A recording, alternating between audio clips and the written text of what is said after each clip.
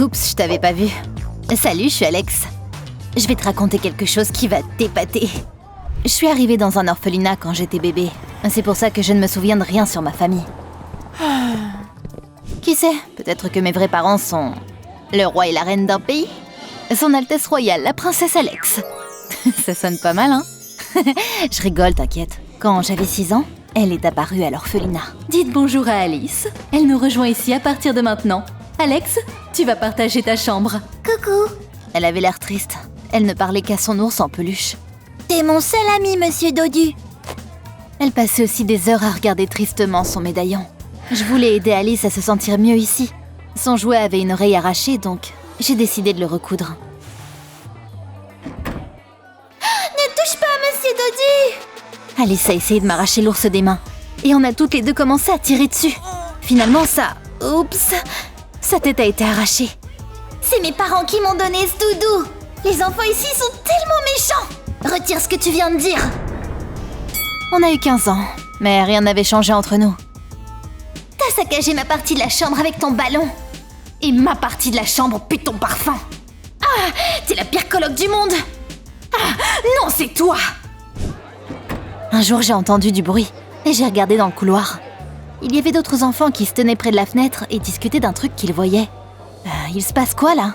J'étais curieuse, donc je me suis approchée et j'ai vu... Waouh! C'est qui eux? Monsieur et Madame Padalecki veulent adopter quelqu'un. Waouh! On aurait dit qu'ils arrivaient sur un tapis rouge. On comprenait très bien qu'ils étaient ultra riches. Pas étonnant que tout le monde voulait attirer leur attention.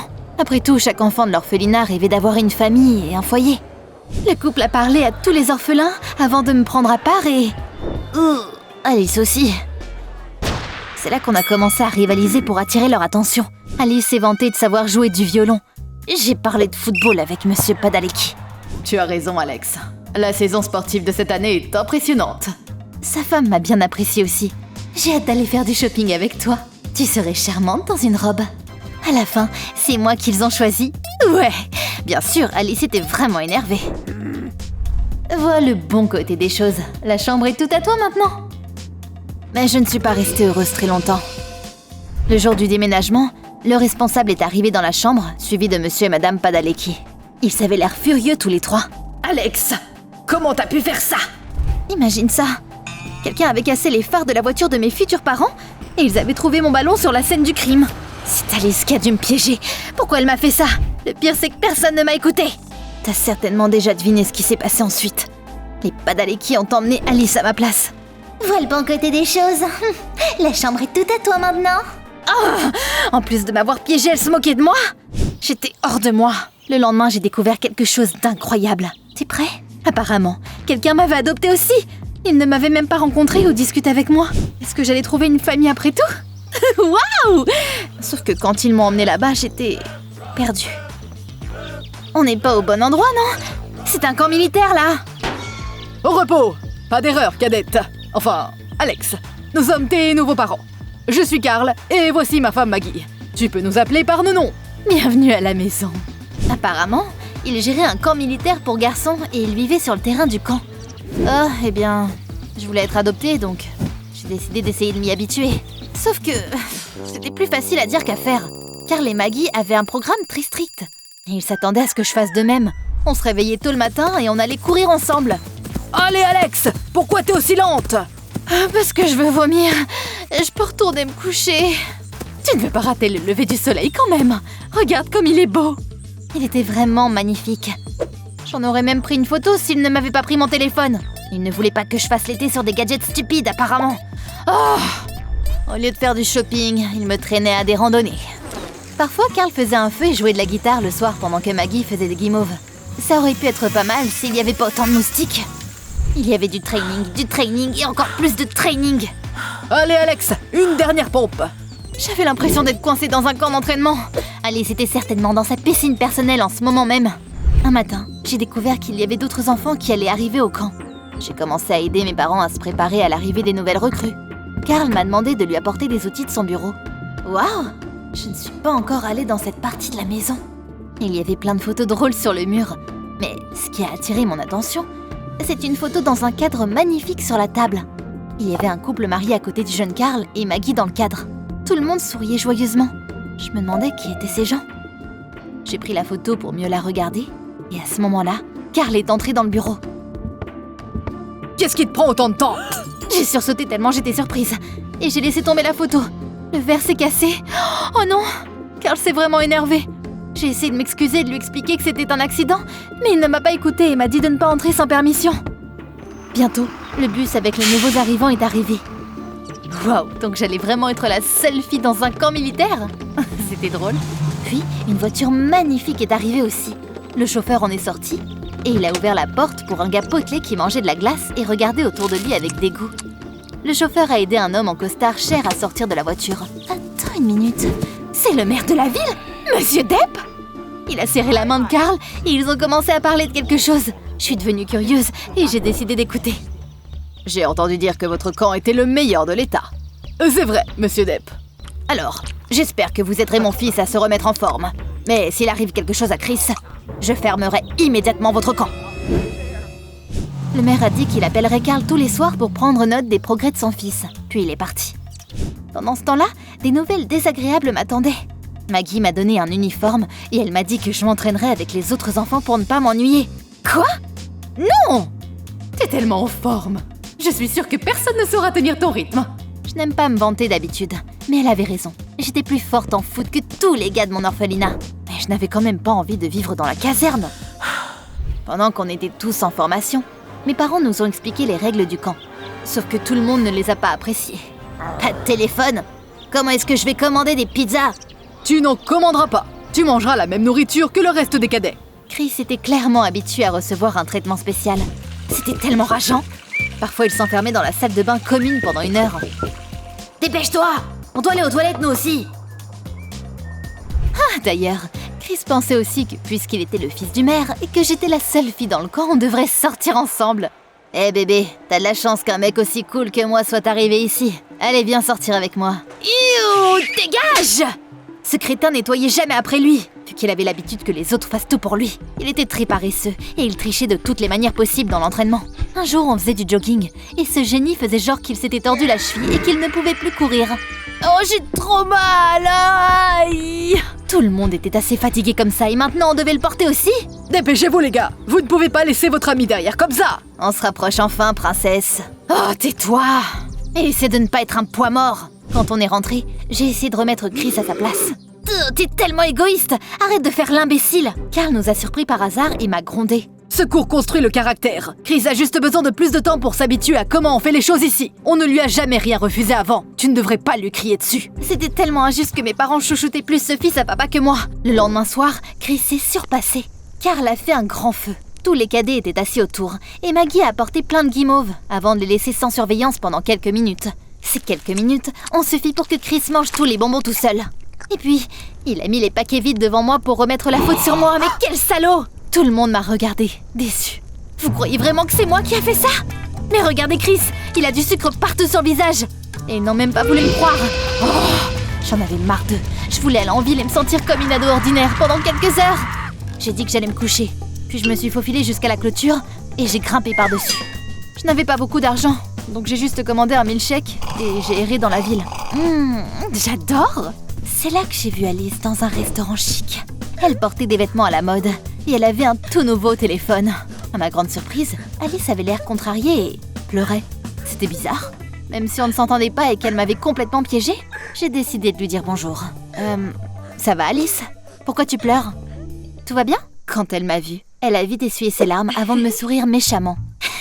Ah si, je vais bien. Ce sont des larmes de joie. Je vis une vie de rêve. Comment t'es rentrée ici avec cette tenue? Oh, tu respires la pauvreté. Waouh, elle était encore plus arrogante qu'avant. Je voulais lui dire ce que je pensais d'elle, mais j'ai dû rentrer chez moi avant que quelqu'un ne me remarque ma disparition. Je me suis faufilée dans le camp de la même façon que je suis sortie, et je suis revenue dans ma chambre. Ouf, j'ai réussi.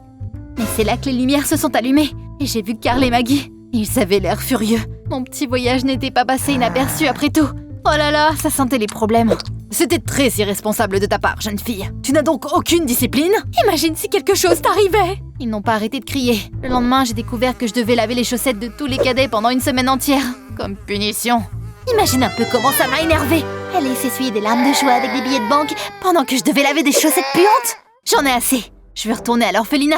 Qu'est-ce que je peux faire? C'est là que Chris est venu me voir. Il a affirmé qu'il m'avait vu sortir du camp et il a exigé que je l'emmène en ville aussi. J'en peux plus de manger la nourriture d'ici. Je veux des hamburgers et de la glace. Si tu ne m'aides pas, je dirai à papa que je suis maltraitée ici. Quoi? Il en avait du culot, celui-là. Je l'ai attrapé et j'étais sur le point de lui montrer qui portait la culotte ici. Mais j'ai une meilleure idée. Si Chris disparaissait, le maire se mettrait en colère et fermerait le camp. Mes parents devraient assumer la faute et je pourrais retourner à l'orphelinat. Génial. J'ai parlé à Chris de mon plan et il a bien aimé. Après tout, il ne voulait pas rester au camp non plus. On s'est faufilé dehors et on est vite arrivé dans un resto. Enfin de la bouffe normale. On doit se cacher quelque part pour la nuit. Je connais un bon endroit. Il y avait un sous-sol secret dans mon orphelinat que peu de gens connaissaient. Je m'y cachais des profs parfois. C'est là que j'ai emmené Chris. Honnêtement, c'était un cauchemar de traîner avec lui. Il était vraiment pas en forme. Et il devait s'arrêter et se reposer toutes les 5 minutes. Il a failli se coincer dans la clôture aussi. Et il fait noir ici, j'ai peur. Arrête de pleurnicher. T'as juste à rester une nuit ici. Si le plan marche, tu seras à la maison demain.